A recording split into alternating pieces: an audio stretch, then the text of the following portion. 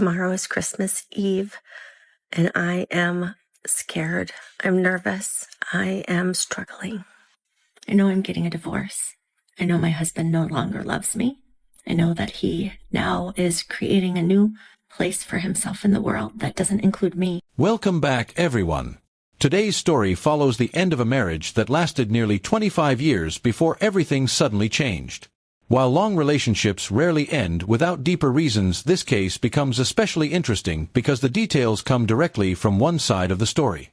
Instead of searching for answers privately, the situation unfolds online through a series of videos explaining what happened.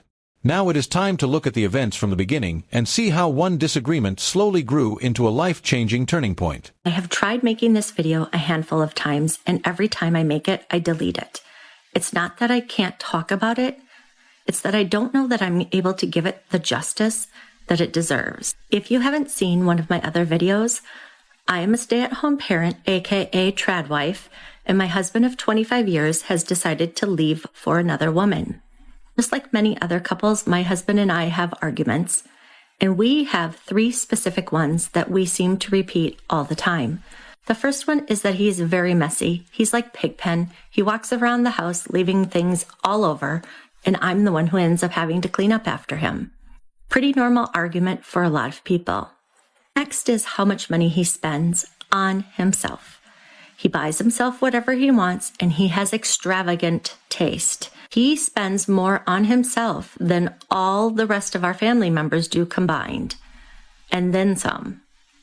Which leads directly to the third argument. My husband doesn't allow me access to our financial documents. I have no idea the amount of money coming in or going out at any given time. I don't have access to our investment information or savings information. Don't get to make decisions about our finances, and that's not acceptable. This is a form of control, and I am going to call it for what it is. It's abuse. It's financial abuse. The discussion quickly shifts from a disagreement about household finances to serious allegations that carry much greater weight. Making strong accusations without clear context can easily change how a situation is viewed by everyone involved. At this point, the focus is no longer on everyday disagreements, but on claims that could have significant legal and personal consequences. Before reaching conclusions, it is important to hear the full story and examine all the facts carefully. Haven't seen one of my other videos. My husband of 25 years left to be with his affair partner. As a mom, we don't like to see our kids' hearts broken. Never. Tonight I have a child who's very sad. I could tell that they were sad all day. My children have watched as my husband has time and time again put this mistress in front of our children. Right now, my kids are struggling. The divorce papers have been filed. I know the outcome. I know I'm getting a divorce. I know my husband no longer loves me. I know that he now is creating a new place for himself in the world that doesn't include me. It seems to not include our kids. When you have been with somebody for 30 years, you do lose your identity to them. I think that we become a piece of each other, something new.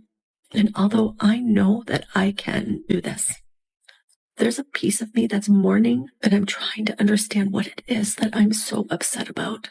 Am I upset that he doesn't love me? Am I upset because I don't know how not to have somebody love me? Am I upset because I'm afraid that I'm going to be alone for the rest of my life? And I do know that a lot of people say that they like it better alone. I just don't think that that's me, because such a big part of who I am, being somebody's partner.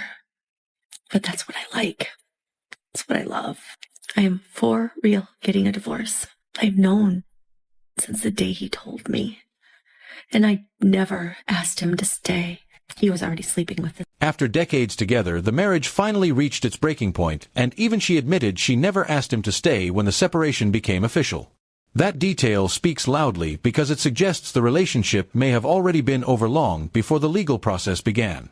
By the time the holidays arrived, the emotional distance was impossible to hide, and the reality of the separation became much harder to ignore. I don't know that I can help them through this. I don't know how to do this alone. I can't imagine parents with little kids trying to navigate first Christmases alone. Tomorrow is Christmas Eve, and I am scared. I'm nervous. I am struggling. I was doing so well. I have some friends who have been lifting me up and cheering me on and really encouraging me. And it's helped tremendously until my kids started breaking down. And that makes me break down. I try to stay strong in front of them, but it's not easy. It's really hard. I have one kid who says that they don't want to leave their room. They don't want to come out on Christmas morning in tears because their dad is not very far from here and he has yet to contact them. He literally is miles from here, just a handful of miles. He told one of them that he's coming into town. He didn't even tell the other one that he was coming. Our kids deserve so much better than him. They're so unsure and they're so sad that their dad has done this to them. And that at the same point, I'm to a point that I am calm. I'm finding peace. It's hard for them to struggle when I am finding so much peace. It makes me feel. She admits that finally finding peace leaves her with mixed emotions, but those feelings may reflect relief as much as sadness. The distance between the family has become impossible to ignore, and the emotional impact is clear for everyone involved. In the end, the real focus is no longer on the breakup itself, but on how each person chooses to move forward after it. If you're not familiar, my husband of 25 years left to be with another woman half of his age. I've been living in a marriage of lies, deceit, my complacentness. Someone posted a comment yesterday that basically told me that I was part of the problem for allowing him to come back in my life, for taking him back after he had been unfaithful. I've said it many times that I deserve better. I do. And what I know I do, but I also know that I deserve better. No, I don't know it. I really don't. I tell myself that I deserve better. But I don't know that I know it, that I deserve better, to be honest. I want to think that I deserve a better person to be in my life. But I don't know that I deserve it. But I don't know that I deserve better than what I was given by my soon-to-be ex-husband. I don't know that I feel it inside me that I deserve better. And I don't know how to change that narrative in my head. Because I do know that I deserve it.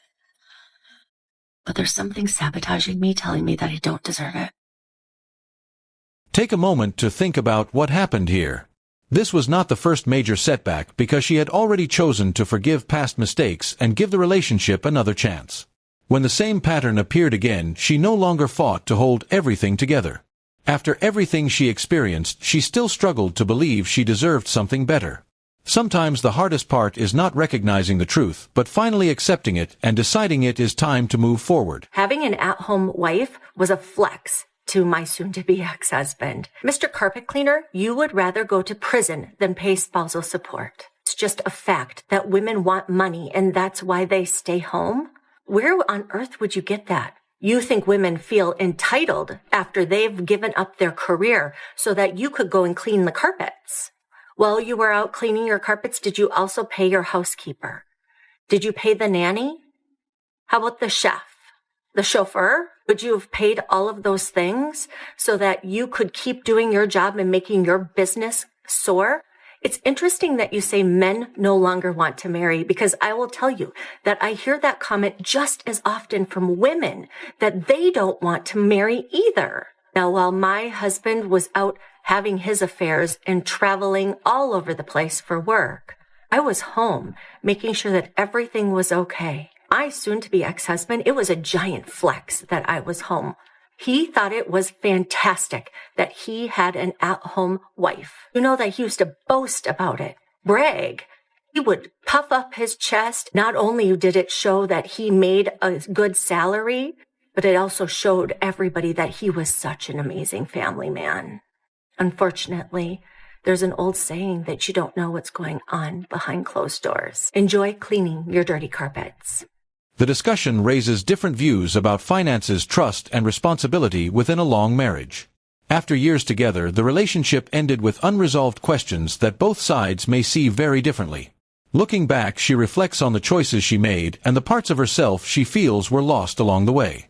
The biggest lesson is that every long-term relationship should be built on trust, open communication, and maintaining your own identity while growing together.